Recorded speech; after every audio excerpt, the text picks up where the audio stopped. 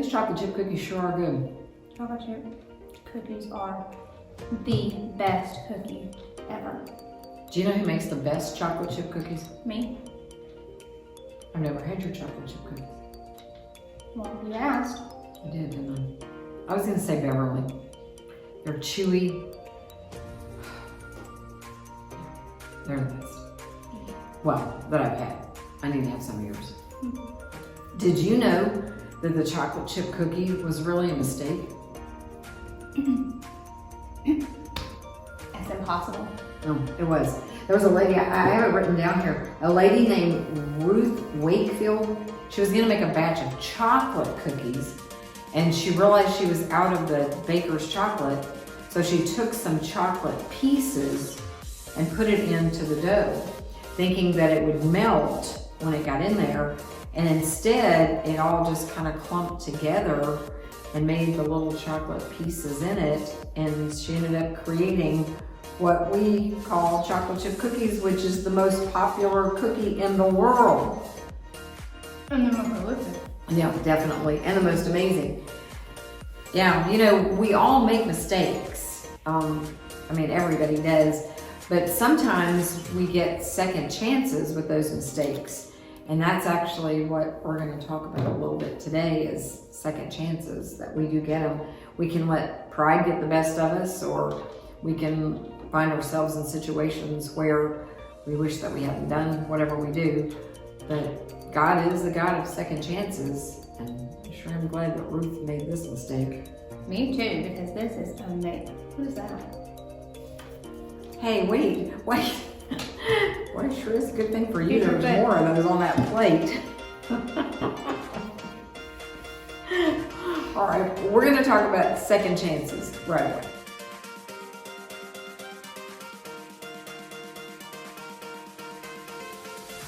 Okay, boys and girls, before we get started with the lesson, let's just go have some fun.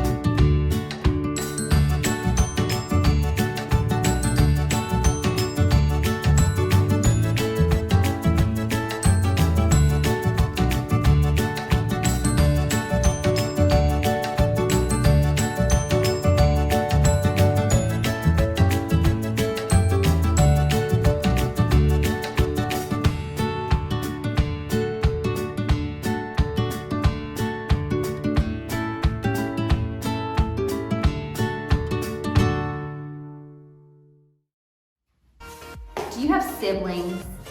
Do you have a brother or sister, whether that brother or sister is younger or older? Do you have a sibling that just sometimes just drives you crazy? Or maybe sometimes you have to go, you go tattle on them. You're like, Mom, Dad, so-and-so did this, or they do that to you. Whatever it is, sometimes that's just what siblings do, and they argue and they fight and tattletale, that's part of it sometimes. But what if you were faced with a decision that could alter things in this sibling's life? So if somebody came to you, or you had an option or a choice to I don't know, like, would you sell your brother or your sister? Would you sell them for money? But that has actually happened, and we're gonna talk about that today. That's right. Somebody sold their brother, sold him. They got tired of him being a tattletale, I guess, and they just straight up sold him. Jacob had 12 sons, but of all his sons, Joseph was his favorite. One day, Jacob gave Joseph a splendid new robe. It was a beautiful and rich robe with all kinds of colors of the rainbow. But it made Joseph's brothers jealous. You see, again, there were 12 of them, and Joseph was the favorite, and he only gave this robe to Joseph. That's his dad only gave it to Joseph. So his other brothers, his older brothers, they weren't very happy about that. They were kind of jealous. Then, to make matters worse, Joseph kept on having special dreams. I dreamed I was the greatest. I was king, Joseph told his brothers, and you all bowed down to me. Now, I'm sure you know, even if Joseph didn't, that telling your brothers things like that is not a very good idea. Like, we all know, if you go to your sibling and you're going to brag about yourself, or you're going, well, I had a dream that you bowed down to me and I was the king or I was the queen, that's not gonna go well at all, right? Well, Joseph, that's what he did. Joseph's brothers hated him even more. They wanted to kill Joseph and his dreams. And one day, that's exactly what they tried to do. They tore Joseph's rainbow robe off of him and sold him to slave traders for 20 pieces of silver. So, I want you to picture this right now, okay? That there's all of these brothers, and there's Joseph, who is the youngest of all of them. And at this time, he was about 17. So while that might be older than you are, that's still pretty young. He's a teenager. And they had the option to kill him. They did have that option, but one of the brothers actually had an idea. Was like, you know what, why, instead of killing him, why don't we just sell him? We're just gonna sell him to somebody. And they only sold him for 20 pieces of silver. They sold their brother. That's what they did. But we also have to remember, not that this is okay, but Joseph was kind of not being his best self. He was always bragging, and he was a tattletale. He would go tell their father, or give them a bad report after work. So he kind of made his bed for his brothers to not like him very much. The traders took Joseph to Egypt and made him into a slave. The brothers went home and lied to their father, telling him that Joseph was dead. So they took his coat, the coat that the father had given him, the colored one, and they slaughtered a goat, and they took that coat and they got some of the blood from the goat on it so that it looked like an animal had eaten their brother. And they gave it to their father, and they were like, Father, examine this and tell us if this is Joseph's coat. And that's the end of the dream, they thought. But they were wrong. God had a magnificent dream for Joseph's life, and even when it looked like everything had gone wrong, God would use it all to make the dream come true, because God always uses the bad for the good. God would use everything that was happening to Joseph to do something good. Meanwhile, though things were not looking good for Joseph in Egypt, he was far from home and far from his dad. Then he got blamed for something he didn't do. And even though he had done nothing wrong, he was punished and thrown in jail. But God had not left Joseph. Pharaoh, king of Egypt, had a scary dream about thin cows gobbling up fat cows. What on earth did that mean? He didn't know. But Joseph was a dream expert, so Pharaoh sent for him. It means a famine is coming, Joseph explained. There won't be enough food. Pharaoh was so pleased by Joseph's skill that he immediately took Joseph out of jail and made him a prince. Now, Back home, Joseph's brothers had run out of food, and everyone was hungry. God's special family was in danger. If they didn't get food soon, they would starve to death. So Joseph's brothers traveled to Egypt to buy food. They came and knelt before the new prince. So now his brothers are kneeling before the new prince, who is Joseph, their brother. They don't know that. But Joseph knew who they were. Joseph's dream, the one about his brothers bowing down to him, was coming true. So remember, Joseph had dreams when he was younger. He just wasn't really sure what to do with them or how to use them. But he had a dream and he told them, one day you're going to bow before me. And so here we see that here actually happening. So God allowed Joseph to go through some of this. And now, from what we're reading, he's able to use those dreams for good, to help people. "It's me," Joseph cried. When they saw it was Joseph, his brothers were afraid. They had wronged Joseph. They had sinned and they knew it. Now Joseph would certainly punish them. That's what they're thinking, right? I mean, they sold their brother. But Joseph looked at his brothers and his eyes filled with tears. Even though his brothers had hurt him and hated him and wanted him dead, in spite of everything, he couldn't stop loving them. His heart, which they had broken, filled up with love, and Joseph forgave them. Joseph threw his arms around them. "Don't be afraid," he said. Behind what you were doing, underneath everything that was happening, God was doing something good. God was making everything right again.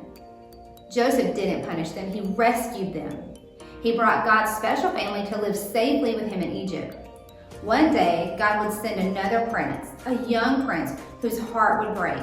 Like Joseph, he would leave his home and his father. His brothers would hate him and want him dead. He would be sold for pieces of silver, kind of like Joseph, right? He would be punished even though he had done nothing wrong. But God would use everything that happened to this young prince, even the bad things, to do something good, to forgive the sins of this whole world. So who is that prince? It's Jesus, that's right. God sent Jesus to forgive the sins of the whole world. He came and he had a life that where he was betrayed and he was beaten. He was even given a robe of some sort. It was things that were similar to the life of Joseph, but obviously his ended in a death, but not for good, right? Now, what was our question? About a second chance. Would you like to have a second chance? Well, I think about many times that I would want a second chance. Like, have you ever been playing a game and you lost, or if you could retake that test, you just know, you would have made a better grade. There are plenty of things. But with God, we get those second chances. God is a God of second chances. And if we look at the life of Joseph, Joseph was absolutely given a second chance. He went from being this boy who was very favored by his father, but he wasn't his best self. He bragged all the time to his brothers, and he was kind of a show off, and people didn't like him. His brothers didn't like him, and so they sold him off. And it could have been all we ever heard. It could have been, but it wasn't. God used him later in life to take those very dreams that he had when he was younger, and to be able to interpret dreams and to help save his family because they had no food. He was able to rescue them. But then think about the brothers. The brothers, from the moment they sold their younger brother, that could have been it for them. But they probably were a little bit like, I can't believe I did that. We really went through with that. And their dad, he was sad. They're having to watch their dad, just be super sad because their brother's gone. But God had better plans. And so their brothers, even though they had done something bad, had a second chance, and they got to see forgiveness, the same thing that Jesus offered.